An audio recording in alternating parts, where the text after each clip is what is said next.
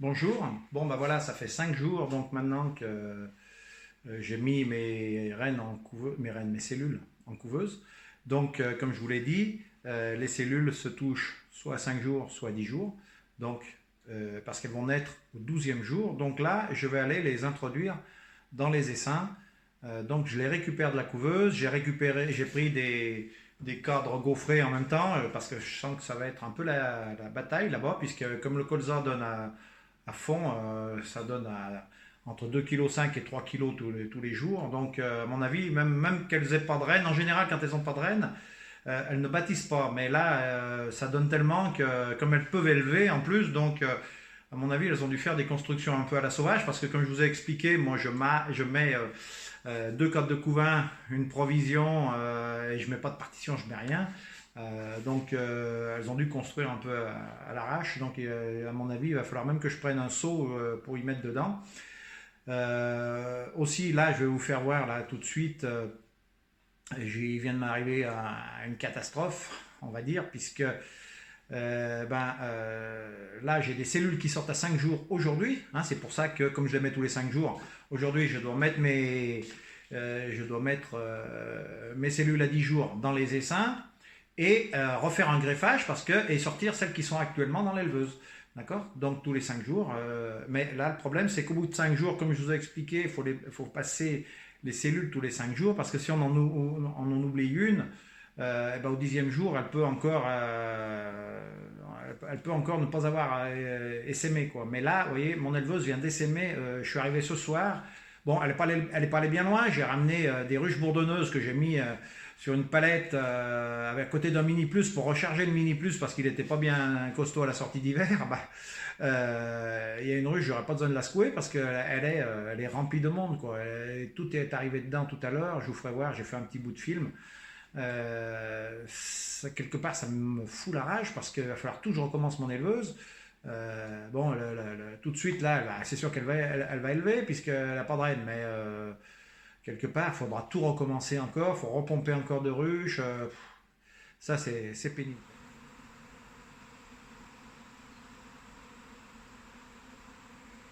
J'avais ramené des bourdonneuses pour les secouer, ben voilà ce qui se passe.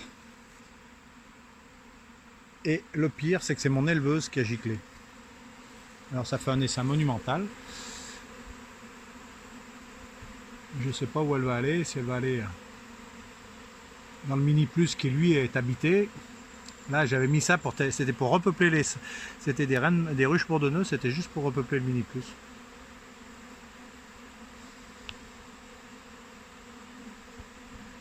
Il y en a de partout, toutes les ruches en ont pris.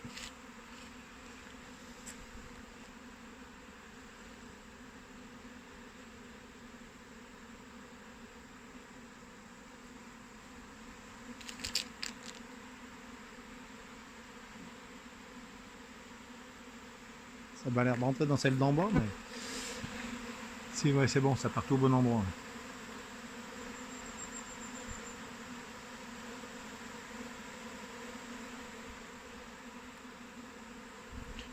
Là, ça m'évitera de secouer, mais ça me fait chier parce que c'était mon éleveuse, quoi. Là, on est où? On est devant la couveuse, hein. Donc là, je vais récupérer. Je sais pas si j'arrive à zoomer. Et si on arrive à voir la température, ouais, si, on a l'air de la voir à l'envers ou j'en sais pas. Donc, on est bel et bien à 35 degrés, hein. D'accord. C'est marrant, on dirait qu'on y voit à l'envers. Je sais pas s'il n'y a pas un problème avec mon truc, je sais pas. Donc, comment? Je vais récupérer mes cellules. Alors moi, je ne m'embête pas, hein. Je prends un cadre vide comme cela, hein, et puis je les remboîte dedans. Actuellement, il fait 34 degrés dehors et dans le 4x4, donc ça va pas les refroidir, hein. Autrement, il faut faire attention. Certains achètent des couveuses qui marchent sur le 12 volts. Je m'embête toujours avec cette porte. C'est quelque chose de terrible. Voilà. Donc, un peu de lumière, ça ira pas plus mal. Voilà, je récupère mes cellules, je les remboîte dans mon cadre et puis Faut pas que j'oublie que j'en ai fait tomber parce que j'ai un truc qui est un peu, une barre qui est un peu plus petite. Donc je vais y coincer avec du papier.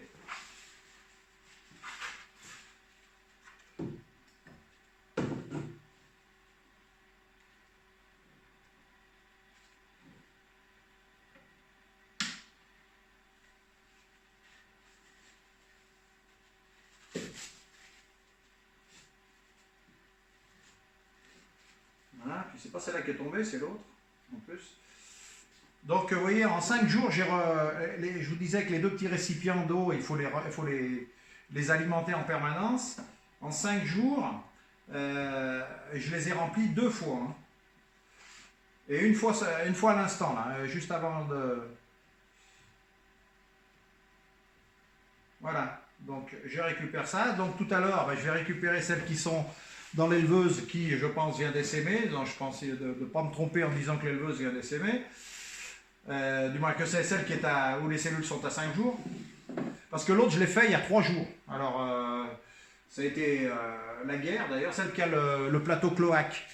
Donc, celle-là, je l'ai fait il y a 3 jours. Donc, à mon avis, c'est pas celle-là qui a pu gicler, à moins que j'ai oublié une cellule. Hein, mince, j'ai mon truc qui tombe tout seul.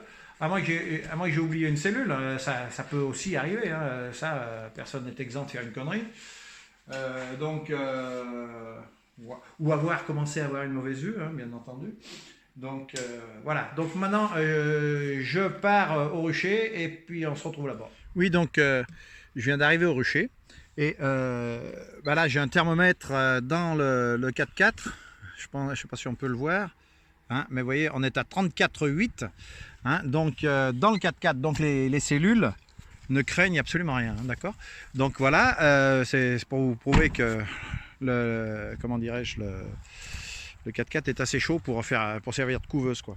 Voilà, donc là on est donc à Montrucher. Alors comme faudrait le faire systématiquement, faut isoler les ruches quand on fait des essaims. Donc ça, moi je me suis fait un rucher spécifique pour les ruchettes, d'accord. Donc chaque fois que je fais un essaim, eh bien je viens l'installer sur ce rucher, quoi. Donc j'en ai une quarantaine, je sais pas combien. Donc ça, j'ai pas assez de cellules pour le faire, mais bon, les autres arrivent, hein. J'en ai du 14, j'en ai du 16. Celles-là elles sont du 11, donc elles sont, donc on est le 21, donc voilà, donc ça les fait à 10 jours, hein. Donc là le but de la manœuvre, on va regarder, on va peut-être enlever les constructions marginales qu'elles ont dû faire. Et puis, je vous fais voir comment on met, comment moi je mets en tout cas. Hein. Moi, je n'ai pas la science infuse dans l'apiculture, mais bon, ça marche pas mal. Comment je fais pour mettre ma cellule dans les seins. Bon voilà, alors donc là, je me suis préparé. J'ai mis le cadre entre les ruchettes et je le mets surtout à l'ombre, hein, d'accord. Le cadre de cellule. Même quand on le charrie là pour l'amener avec le 4x4, j'avais un sweat qui traînait dans le 4x4, je l'ai mis dessus pour pas que le soleil touche directement les cellules, parce qu'avec des chaleurs comme il fait, et puis le soleil qu'on a en ce moment qui équivaut à un soleil qu'on aurait au mois de juillet ou août, ça peut faire peut-être bien très mal aux larves qui sont à l'intérieur. D'accord, donc voilà, je suis prêt. Là, on peut voir que j'ai amené mes cadres de cire gaufrée. Là, dans les mains, j'ai bien sûr, j'ai pris un seau, parce que comme je vous disais, je vais peut-être avoir des constructions un peu marginales. Donc, on va le savoir, vous allez le savoir en même temps que moi, hein, puis c'est tout. Voilà, donc ça va être un peu la surprise. C'est peut-être pas top comme boulot, il aurait peut-être fallu que je mette une gaufre, mais bon, j'ai pas eu le temps, voilà. Je suis désolé, comme de jus, j'ai encore pas l'enfumoir.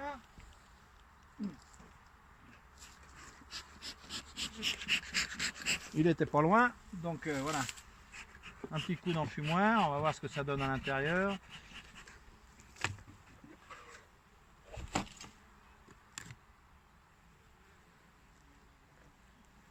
C'est bien ce que je disais.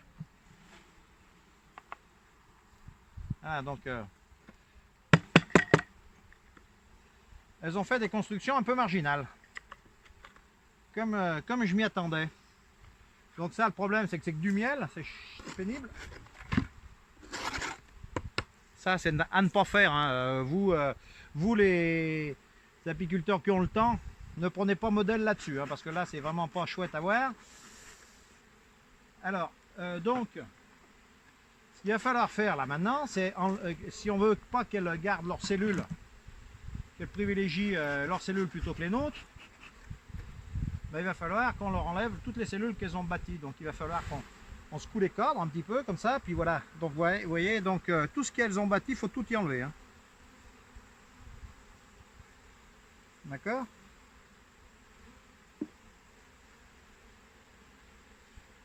Voilà. Alors là, quand il y a beaucoup de monde comme ça, il ne faut pas trop en fumer parce qu'autrement, ben, elles vont toutes sortir comme une marmite de... Ça va dégueuler comme une marmite de lait.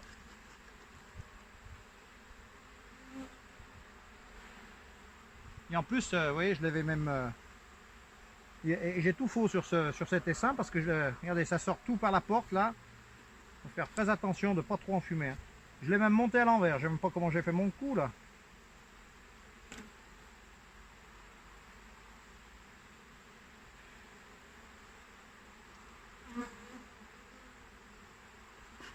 Parce que le dernier, c'est la... Alors j'ai mis la... Quand je dis je l'ai monté à l'envers, c'est que normalement on met le couvain... On met le couvain contre le bois. Contre la cloison de la ruche, comme ça évite...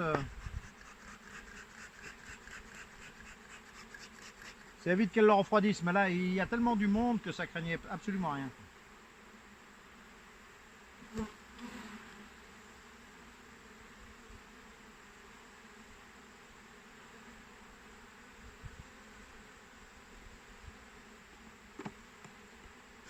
Voilà, donc maintenant, vous prenez votre cadre. Hein, vous prenez votre cadre, vous mettez un coup de lève-cadre ici pour la déboîter un petit peu, sans la faire tomber. D'accord? Voilà, tout simplement. Et, alors, ces porte-cupules, ils ont une pointe de chaque côté, d'accord? Vous le prenez par une des pointes, vous prenez votre cadre de couvain, et vous le mettez pas en haut. Vous le mettez pas en haut comme ça. Vous venez le planter ici, là, dans le couvain, d'accord? Pourquoi? Parce que si jamais un jour votre essaim il n'est pas assez peuplé, et ben là elles vont le chauffer avec le couvain. Alors que si vous le mettez ici, ben, il va être à côté avec le miel, et la cellule va être avec le miel, et là elles ne le chaufferont pas. Elles la chaufferont pas. Voilà, tout simplement. Et puis vous refermez. En prenant soin de...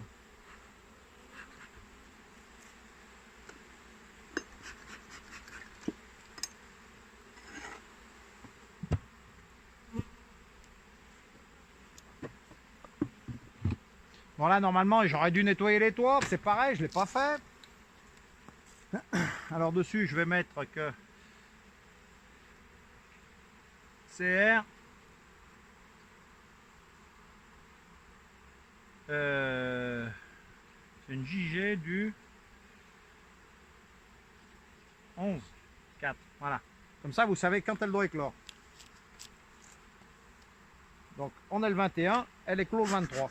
Alors, encore une chose aussi que je voulais vous préciser, parce que vous pouvez peut-être vous poser la question de savoir pourquoi je garnis pas ma ruchette complète avec des cires gaufrées éventuellement.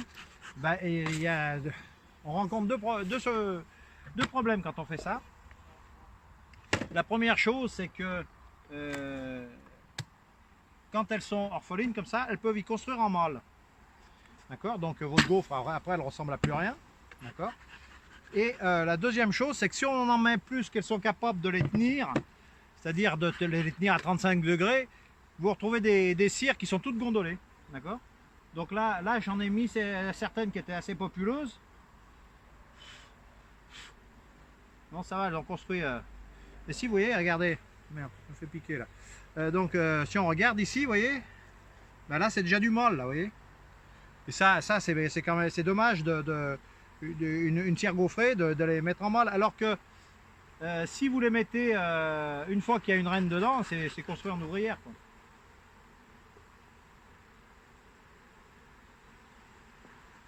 Et là j'avais mis parce que j'ai pris, ça c'est un... la reine que j'ai purgée, je lui ai pris que 2 cadres de couvain, j'avais pas pris de provision.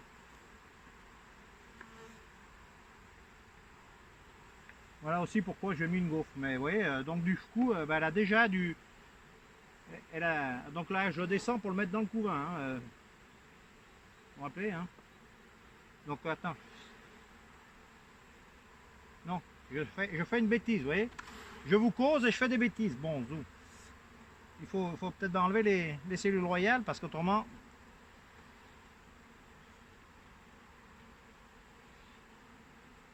Il y en aura de moins en moins, plus je vais me rapprocher du bout parce que bah, il y en a et je les ai amenés pas plus tard qu'hier. Mais pour l'instant, donc du coup, je vais enlever ma cellule là. Je vais la mettre là pour l'instant.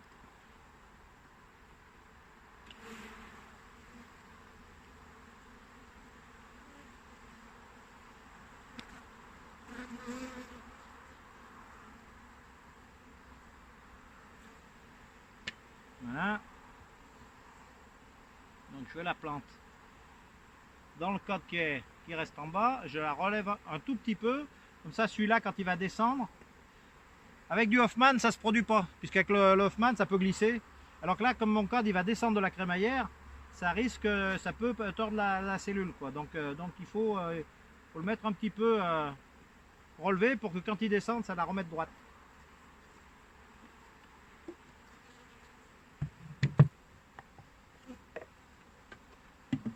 Voilà. J'aimerais bien avoir une commande à distance, là, si ça peut exister, dites-moi-le. Alors aussi une chose que je voulais vous dire.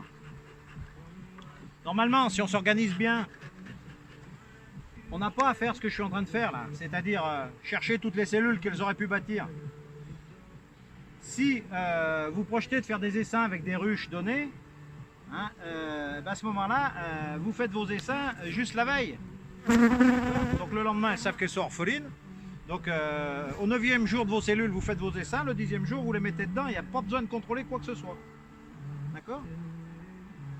Et à partir de ce moment-là, donc, ça va beaucoup plus vite, quoi. Vous ouvrez, vous mettez votre cellule, vous refermez, c'est fini, quoi.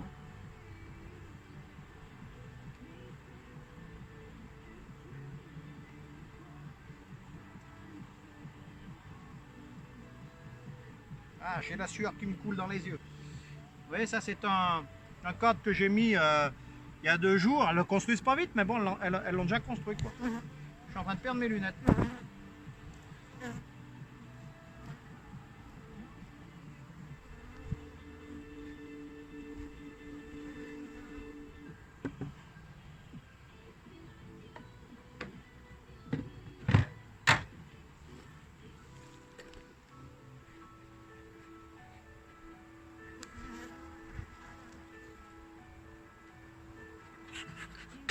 Ça, ce que je marque à l'instant, là, ça va la suivre tout le temps, parce que comme ça, je sais de quand elle est, si c'est une du printemps ou si c'est un que j'ai fait au mois de juillet, et puis je connais la souche sur laquelle j'avais prélevé la larve, quoi.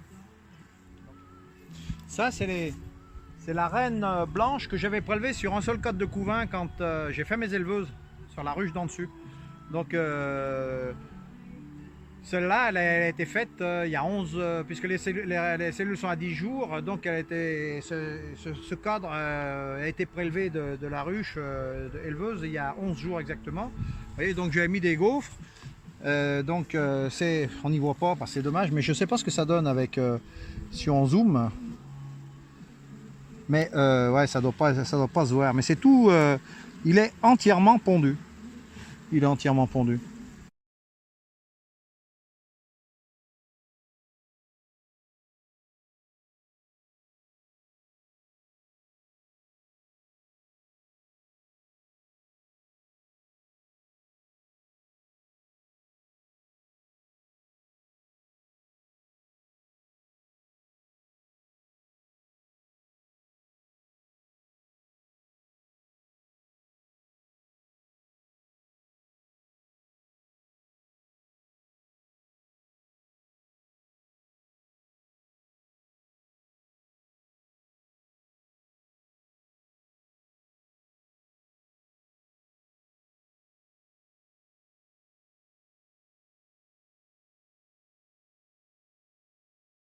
Alors il y a aussi une chose que je voulais vous faire voir. et auquel il faut que vous fassiez très attention, c'est que des morilles, on n'en trouve pas que dans les ruches. On en trouve aussi à côté des ruches. Vous la voyez celle-là, là, d'accord, elle est dans la palette et tous les ans, je trouve des morilles dans les ruchers, d'accord. Donc faites attention parce que vous pourriez en avoir aussi.